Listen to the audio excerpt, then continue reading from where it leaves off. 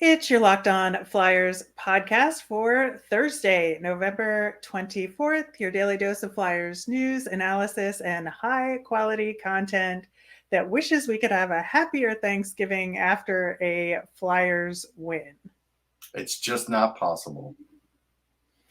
We're going to talk about that one. Plus, we are going to talk about Cutter Gauthier and our Thanksgiving wishes all on today's show.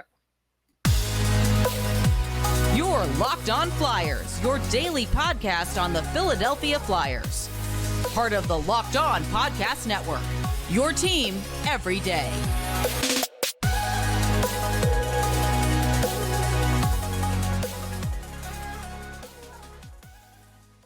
Hello, I am Rachel Donner. You can find me on Twitter at rmiriam. I'm here, as always, with Russ Cohen, who's on Twitter at Sportsology. Thanks for making us your first listen every day. You can follow our podcast on Twitter or Instagram at Locked On Flyers. That's where you'll keep up to date with our episodes and Flyers news. You can also email the show at lockedonflyers@gmail.com. Locked On Flyers is free and available on Apple Podcasts, Spotify, Odyssey, wherever you are listening. So subscribe. You'll get all of our episodes here on the Locked On Podcast Network. Plus, we're over on YouTube, so you can subscribe there as well. Russ, we had a bit of a switcheroo surprise in net with Felix Sandstrom going in. I think that was the right move. In terms of opponents and making sure you give Carter Hart a rest. The Flyers are facing the Pens and the Islanders, who are two really, on the move upwards teams this weekend. And so I think giving Carter Hart some rest was the right move. And Sandstrom had a pretty solid game. Oh, yeah, there's no fault of his. He did have a very good game. 29 of 32 is fine. Nothing he did wrong. So, yeah, I thought that was a very good move, actually. Yeah, totally agreed. And you're right. I don't think Sandstrom did anything to deserve that ending to that game. I'm actually really happy with his games that he's played so far. And I feel like he's even getting stronger and stronger the more games he gets. Yeah, he's making a lot more saves on some real high danger chances where you start to say, yeah, well, Felix Sandstrom is really growing here. Yeah, we also had Jackson Cates checking in lieu of Max Willman. I like that move. I think that, Willman hadn't contributed as much as maybe we would have liked over his games recently. And so putting Jackson Cates in there, I think at least giving him a chance was a good move. Didn't get a ton of ice time, but I thought he did okay out there. He got a post late, though. He had a chance to score. Yeah. So I think now that we really have to talk about this overtime loss to the Washington Capitals, man, it's always the worst when Ovi is the guy that does it too. But what are you going to do? Goal number you 7. You do. Yeah. I think that the two biggest problems with the Flyers in this game, and both of them have been, I think, problematic in many games this season, is the Flyers' power play, number one, where they had 3 shots on goal on that first power play, but none for the rest of the game in the other opportunities, including a power play where the Caps got 3 shots on goal. Yeah, they had shorthanded. Yeah, that's demoralizing. The fact that, again, I've had some people, on Twitter say, well, look, the Flyers don't really have a lot of talent for the power. I'm like, listen, they have enough talent to score on power plays. I've seen teams do it with less. It's more about what you do and how you do it than who's even on it sometimes. And they just know how. I mean, again, people could say I'm picking on him, but D'Angelo even got picked on by Eddie Olczyk on the broadcast because he is just not playing the way he should be playing on the power play. And no. He's not. And Tippett's still in the wrong spot. He's in the wrong spot. We've talked about this for 3 shows. Yeah.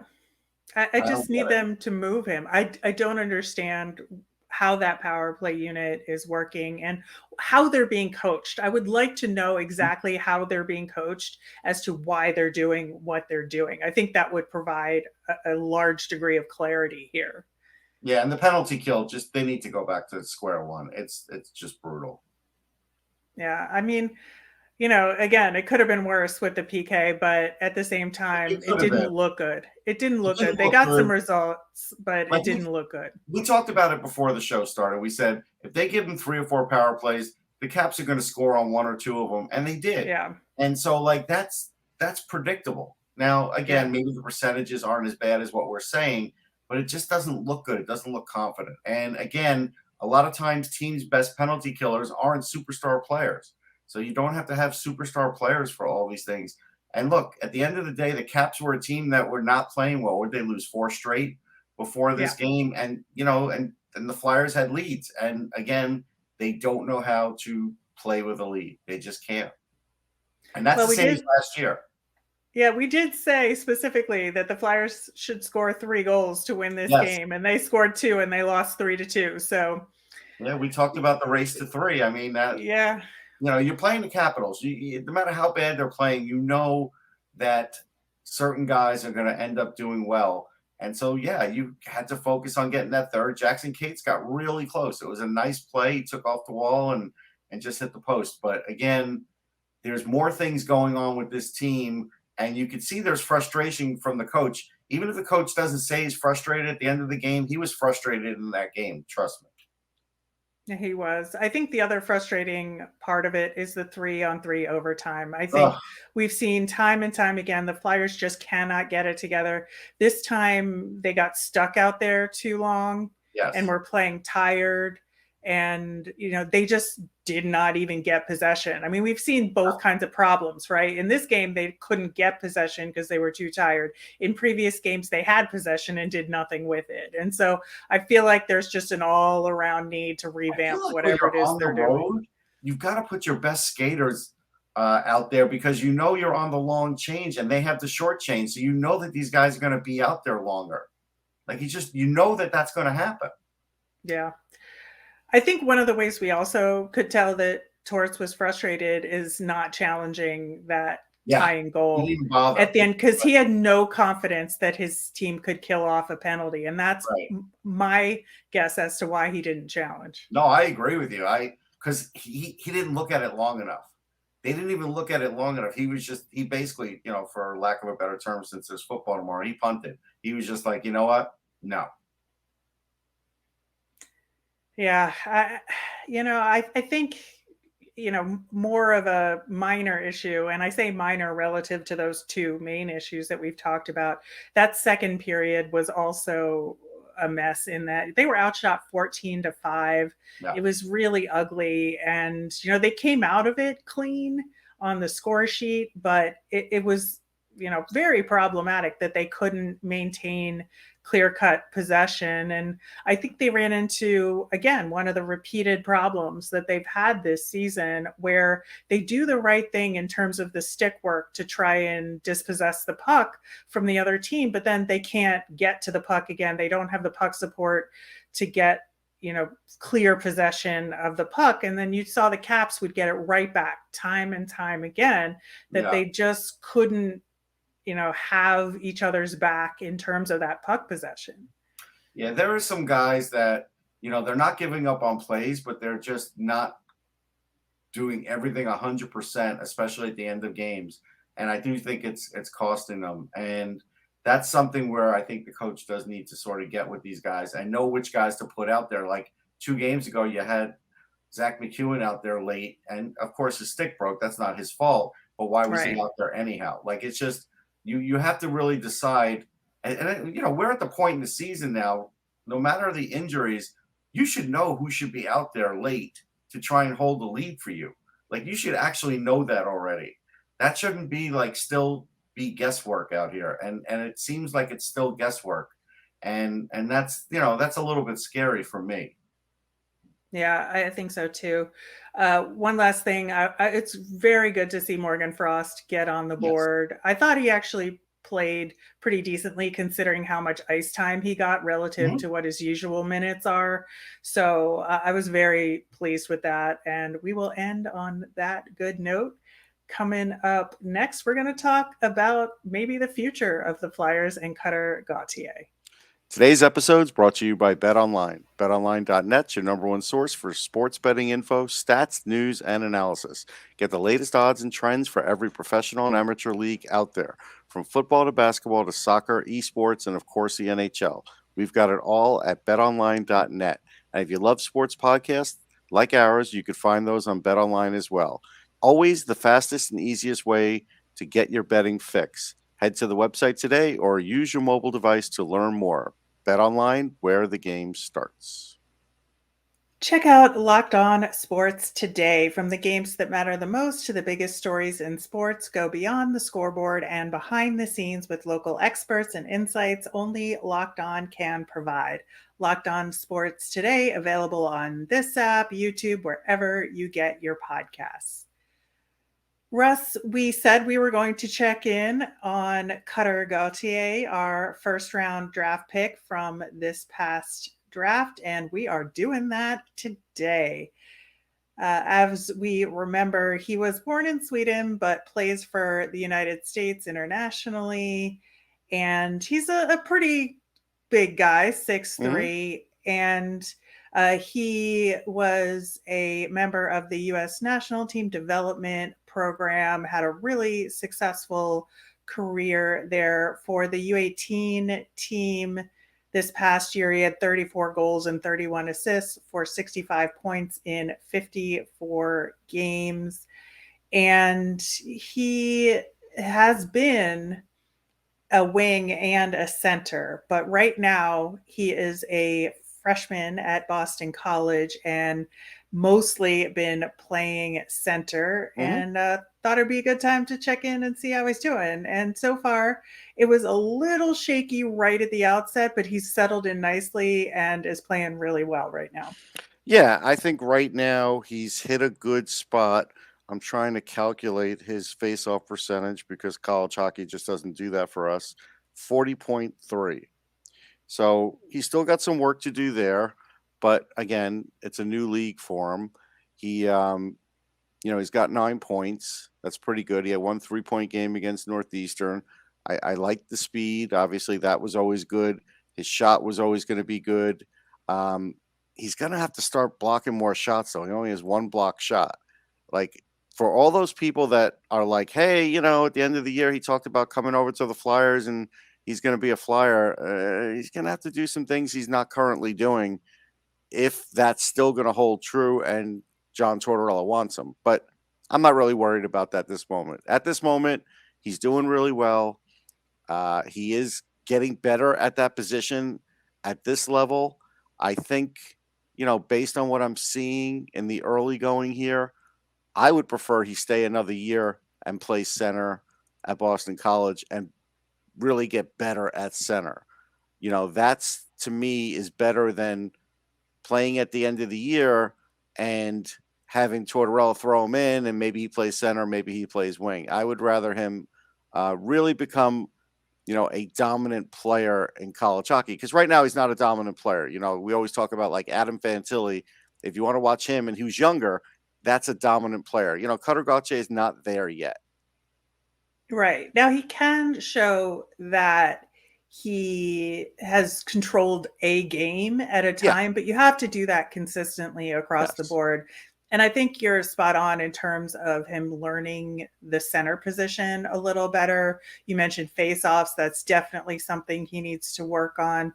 I think he needs to work on his vision as a center a little bit in terms of making sure he's driving play and he's the one that sets up the plan for that attack and everybody knows it on his team. I think that's really kind of the thing that's missing here on the offensive side of things. And of course, you can always get better defensively and focus more on that.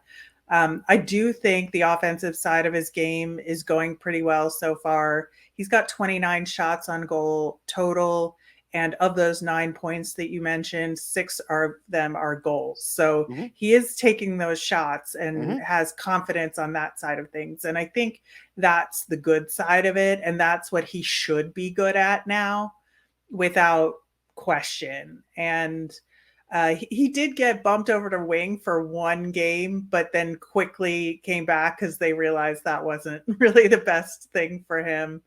But I do think that he's doing okay so far. He is. I mean, coaches are always going to tinker around. There was a point he had a 4-game point streak. That's good. He, again, he's playing against older and bigger players, so there's going to be a stepping up point. I think you were right when you were saying there. We pointed out some of the games where he was controlling them. He's going to have to do more of that. He's going to have to, have a good showing in the bean pot, all things like that with a little more pressure. He's used to pressure. Look, he played for the national program, but there's even a different level now that he's going to reach in college hockey. So I am not going to make any great proclamations. I'm just going to say, hey, he's on schedule here. He's doing well. And that's the main thing, is that, he's in a competitive program and he's doing well. So that's what you want. Yeah, as far as his path to the NHL, I think I agree with you. Well, I know I agree with you in terms of staying at BC at least one more year after this one, because I think, especially given that the Flyers have struggled with centers, and Sean Couturier aside, who is a very, very good center who just has been injured.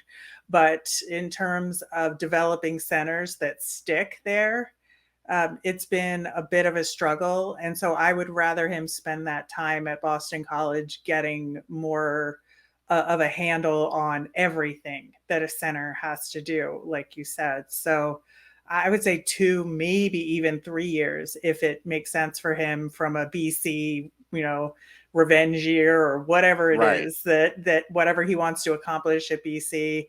I think that some of these kids say they only want to go to college for the 1 year or something. Then they get there and they have camaraderie Oh, yeah. and a real dedication to their programs and want to thrive there and want to have success and like win that bean pot, win those championships in their conference and all of that. So I wouldn't be surprised if that happens to him. Right. I mean, if you look at it like, Gauthier is a more talented guy overall than Noah Cates, but Noah Cates spent a lot of time playing center in college. He did, and it's helped him out. And so it's like it's not going to hurt him. But going to the Right. NHL a little early, playing third line center, or even playing on the wing again, and then hoping to be a center the next year could hurt him. And so, I'm just going with the cautionary path here. Get as excited as you want about him. He's a really good player. I'm not going to use anything more than that. No star, superstar, none of that yet. No, that is definitely true. And yeah, he's just somebody we're going to have to keep an eye on. And I think that while maybe I would have picked somebody else in this draft, this was not a bad pick per se. And that, he has a lot of developing to do. And I think that for him to join the team at the right time in terms of the overall team improving, I think that'll be better for him in the long run to come into a positive environment that he can contribute to. And so could be next year, could be the year after. He is on TV, or at least on apps a bunch, so you can watch him. Boston College's next game is Friday versus Notre Dame. It's on ESPN Plus at 4. And so you have a chance to maybe watch a little of his game before Flyers versus Pens. Yeah, definitely watch him. He's entertaining. He's an excellent skater. Like, he is a fun guy to watch. I definitely would tell everybody to watch. All right. Well, it is Thanksgiving, and we are going to present our Thanksgiving Day wishes and what we're thankful for after this. Russ, once again, happy Thanksgiving to you. And, sometimes it's hard. Thanks. Sometimes it's hard to come up with things we're thankful for, especially when it comes to the Flyers. But we are going to do that and maybe cause some controversy about our favorite side dish as well. But What is your thing you're thankful for in terms of the Flyers?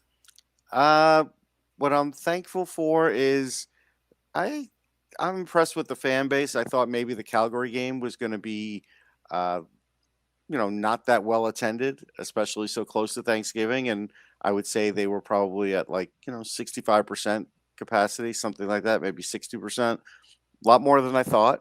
And so I'm thankful for that because, as a reporter, it does help if the fans are there and the atmosphere is up. It just gives you a better feeling. So I am thankful for that.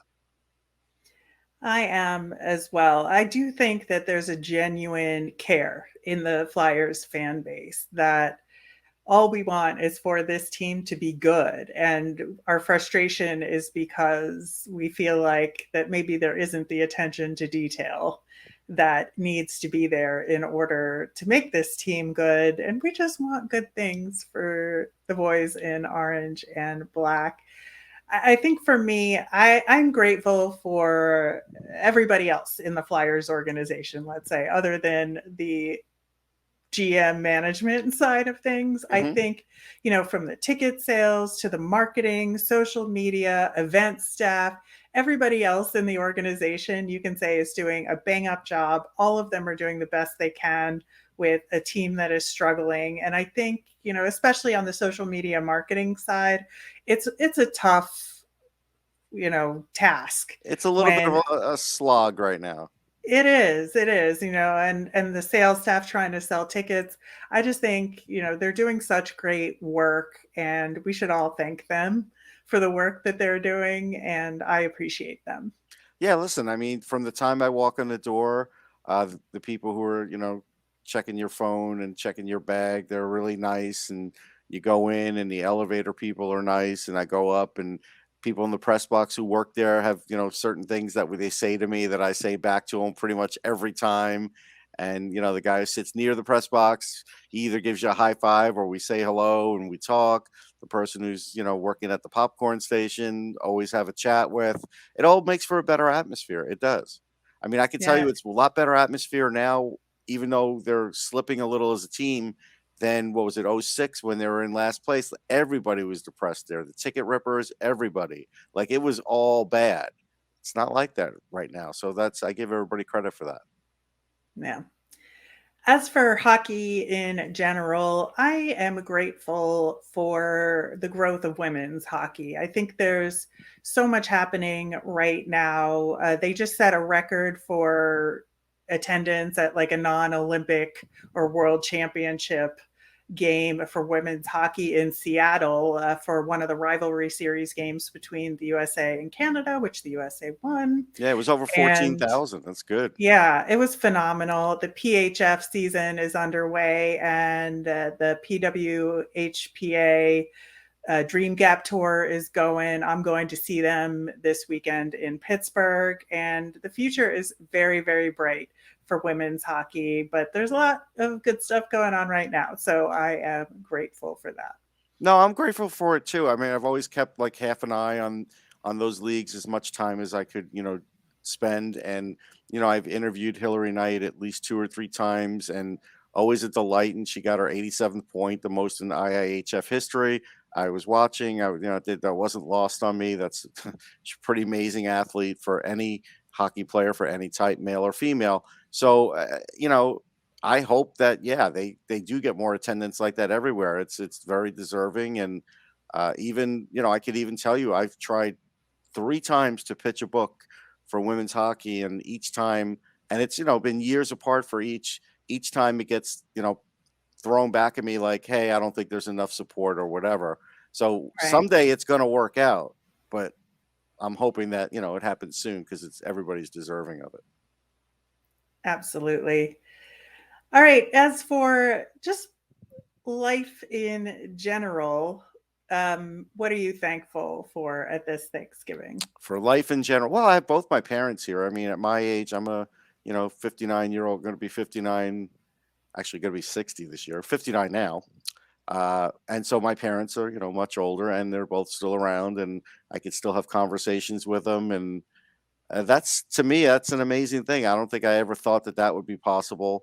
because you never think you're going to be my age when you're young. And so now that I am, I'm really thankful for that. I'll see them on Thanksgiving and we'll have a good time. Yeah, I feel the same way. I am very grateful to be in Pittsburgh. I know that sounds weird for a Flyers fan. I've been to Pittsburgh so much in my life now, it doesn't sound weird to me. Yeah, my family is here, so I am spending the time with my brother and his family, and everybody's getting together, so that should be good. Very excited about the meal, and I know like side dishes at Thanksgiving are very important to a lot of people. And I used to love those sweet potatoes with marshmallows on It's it when I was a garbage. kid. It's just Now garbage. it's for grown-ups. I don't know that it's a very good thing, Yeah. but I'm also not a green bean casserole person. I'm not either, but you know what we do? We do green bean almondine. So I get the air crover and we get the sliced almonds and we make those up because the air crover have a nice snap to them.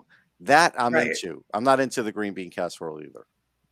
No, I will never understand the green bean And by saying casserole. into, I'm the one who does the cooking, so I have to be into it. Mm. Otherwise, I'm not eating it or making it, I should say.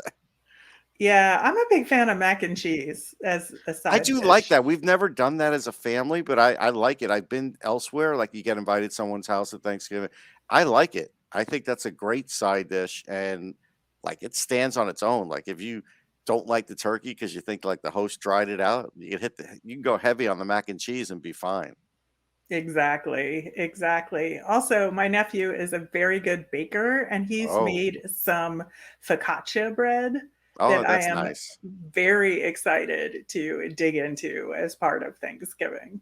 I like focaccia bread. We really don't have any bread anymore. We're probably all thinking too much about keto or things like that. But stuffing Right. was different this year Now, because Thanksgiving is the exception day for all of that. yeah, it should be. Thanksgiving's stuffing's interesting because now my mom really can't make it. So this year we kind of switched it up and I bought a cornbread stuffing and it looks great. And I'm like interested to see the change because stuffing I can kind of deal with. I like my mom's. I don't like much else, but I like cornbread though. So, this could work. Yeah, cornbread is always a good Thanksgiving side dish as well. I mean, I just like corn things. Anything corn, I'm yeah. like If the you corn kid, but No, corn's good. If you could get I went to Trader Joe and got what is it, that roasted whatever corn that they have. It's Mhm. fantastic. That stuff is money. So I'm with you on that. And then, dessert wise, we've got this year I didn't go and order a cheesecake. A lot of times I have a couple places near me that actually make them from scratch, but I just didn't feel like bothering. So I went with the Cheesecake Factory like frozen batch where they give you like four different Oh, flavors, like 8 pieces. It's actually pretty good. huh. It's actually really good, Oh, so I went and different got that. flavors. Yes. That's a good point, that if you don't Yes. get a whole one, you can get different You get all these different flavors. flavors that then there's no possible way your family can bitch at you, right? Yeah. Right. There's gotta be a flavor they like. Yeah, I don't know what the dessert plan is here. I was too focused on the main course, but I assume there'll be something good You gotta in pay it. attention. Dessert's important. All right, that will do it for today's show, leaving you with our Flyers fun thing. This isn't really a Flyers fun thing, it's just a Thanksgiving fun thing. I have this goofy song that I really like for Thanksgiving, and it's from Debbie Friedman, and who is no longer with us, but with us in spirit with this Thanksgiving song. It's totally goofy, but it makes a lot of sense on Thanksgiving. So I highly encourage you to click through and listen because it's very funny. I mean, as a kid, I used to love Charlie Brown Thanksgivings. Those were always fun. Yeah, those are definitely good. Yeah, we went straight from the Great Pumpkin, and now we're in Thanksgiving land in as far as Yep. Snoopy and Friends. All right. We will be back tomorrow. We're going to talk about the weekend matchups against the Pens and the Isles and the latest Flyers news.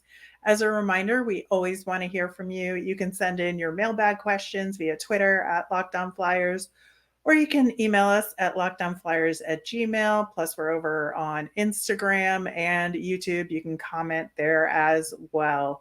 I'm Rachel. I'm on Twitter at rmiriam. That's RMIRIAM. I'm Russ. I'm at Sportsology, SPORTSOLOGY. Thanks for making Locked On Flyers your first listen. For your next listen, check out the Locked On Sports Today podcast. It's the biggest stories of the day, plus instant reactions, big game recaps, and their take of the day. It's available wherever you get your podcasts. Have a great holiday, everyone.